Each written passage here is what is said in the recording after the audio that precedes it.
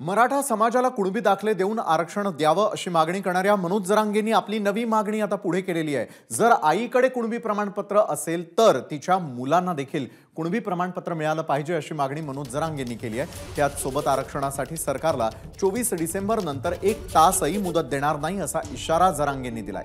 जरांगेंच्या नव्या मागणीबाबत छगन भुजबळ आणि ओबीसी नेते बबनराव तायवाडे यांनी टीकास्त्र डागलंय।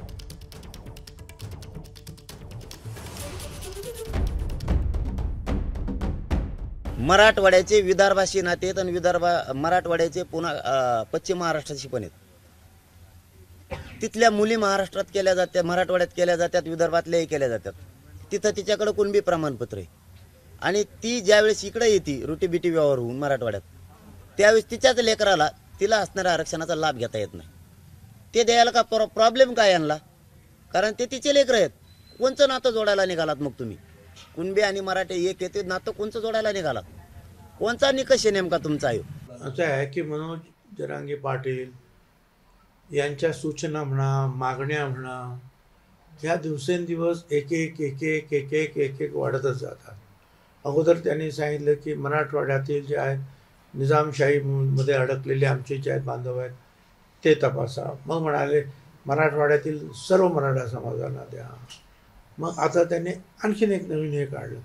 आता हे परत मागणी मान्य करायची झाली तर मग शेड्यूल कास्टच्या याच्यामध्ये काय करायचं? शेड्यूल कास्टचं जे रिझर्वेशन त्याच्यात पण काय करायचं?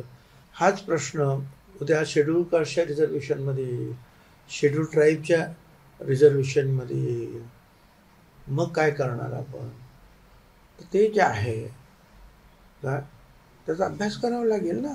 ओबीसी मध्ये जेवढ्या 400 जाती येतात त्या सर्व जातीकरता तो नियम लागू करावा लागेल आणि तो नुसत्या ओबीसी करता होणार नाही तर SC, ST आणि ओबीसी या तिन्ही कॅटेगरी करता तशा प्रकारे नियमामध्ये बदल करून आईची जी जात असेल ते पोराला देण्यात यावी अशा प्रकारचा निर्णय तोही केंद्र सरकारला करावा लागेल। राज्य सरकारच्या हातामध्ये नाही आहे आणि म्हणून त्याच्यावरती काय ते सरकार निर्णय घेईल।